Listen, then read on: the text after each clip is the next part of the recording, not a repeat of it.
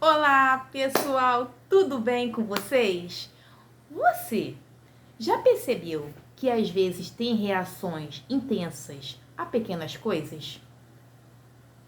Ou se cobra demais? Ou tem medo de ser abandonada? Ou se cala para evitar conflitos? Muitas dessas reações não são da fase adulta. A maioria dessas reações à raiz estão na infância. O que são feridas emocionais?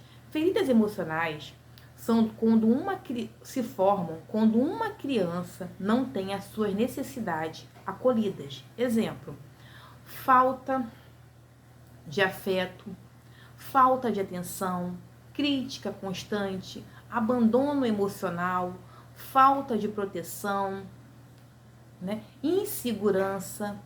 E essa fase da primeira infância, que é de 0 a 7 anos, é uma das fases mais importantes da vida do ser humano. A maioria dos traumas, que a gente identifica, ou marcas emocionais na vida adulta, a maioria das raízes, das causas desses traumas, a raiz está aqui, ó, na primeira infância. Porque aqui é como a criança fosse o quê? Um computador virgem, zerado. E entra primeiro o que? A programação. É onde que a criança está conhecendo o quê? O que é amor, o que é carinho, o que é proteção, o que é se sentir importante, o que é se sentir amada. Vamos imaginar que a criança ela tem um potinho, que ela precisa preencher esse potinho de amor na primeira infância. E esse potinho ele não é preenchido, de amor. Porque quando a criança ela é amada, ela se sente o quê? Importante, Ela se sente que ela tem valor. E quando ela não tem isso? Quando ela não tem esse potinho aqui preenchido, ela vai para a fase adulta, que é essa falta,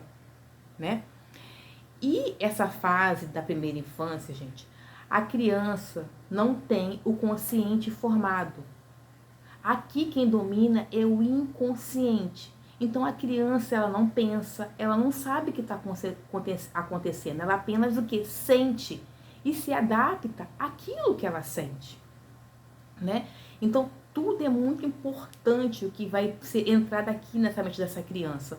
Vamos supor, a criança é para receber amor, carinho e afeto. Vamos supor que ela ouve, você é burra, Você não faz nada direito.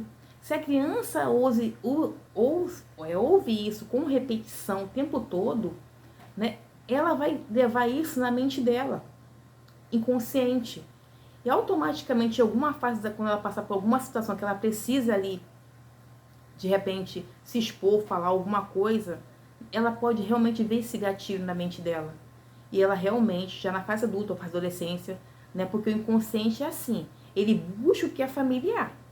Ele busca que vai estar o que na sua programação. Ele não busca o que é saudável, ele busca que está o que é arquivado, o que foi programado aqui. Aqui está a programação. Se você tem isso na sua programação, aí você pode... Aí tá. Aí o seu inconsciente fala, você é burra. Tem isso. É como você desse um comando pro seu inconsciente, eu sou burra. Aí ele vai atrás disso. Aí ele faz realmente você se comportar como burra ou você agir como burra. Mas você não é. Mas é porque o quê? Tá aqui, ó. Na sua mente, no seu inconsciente arquivado. Então essa é uma fase que a gente tem que observar muito o cuidado com as crianças, o que a gente fala, Pra gente não rotular as crianças, Claro que não existe culpado. Cada um dá o que tem, cada um dá o que aprendeu, o que tá, no seu histórico. Então, assim, aqui é uma questão da gente se conscientizar e tentar buscar o quê? Ter uma qualidade de vida melhor. Então, vamos lá. Aquele mesmo exemplo que eu falei. Quando a criança está na primeira infância e ela não tem esse pote de amor, esse potinho de amor preenchido, ela vai para a fase que é adulta com essa falta. Então, naturalmente, vai ser um adulto propício a ter medo de abandono. Vai ser um adulto que vai ser pegajoso nos relacionamentos. Vai ter um ciúme excessivo. Vai ser propício a entrar em relacionamentos abusivos. A ter dependência emocional. A ter medo de falar não na hora que é necessário. Vai sempre colocar a necessidade do outro à frente dele. Então ele vai ter uma carência mais excessiva, vai ter uma vida, algumas relações muito disfuncional, devido ao histórico dele. É como fosse um adulto tentando garantir aquela falta de amor lá da infância. Né? Então, olha a importância, né, da primeira infância na nossa vida. Né? Isso pode ser resolvido? Com certeza pode. Primeiro ponto, uma terapia.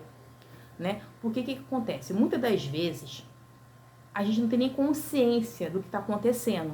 E quando a gente consegue observar algumas coisinhas, que é sintoma. Por exemplo, a pessoa percebe que ela é mais carente, ela percebe que ela tem uma dependência emocional, mas isso aqui só é sintoma. A gente tem que ir atrás do quê? Da causa, da raiz que alimenta esse sintoma. Naturalmente, a raiz está na primeira infância. Então, às vezes, a pessoa sozinha ela não vai conseguir, né, resolver essa situação. Só através de um processo terapêutico, porque muitas das vezes a pessoa, quando carrega muitas traumas ou marcas emocionais, ela começa a enxergar a vida pelo filtro da dor. Então, o autoconhecimento dela vai ser disfuncional.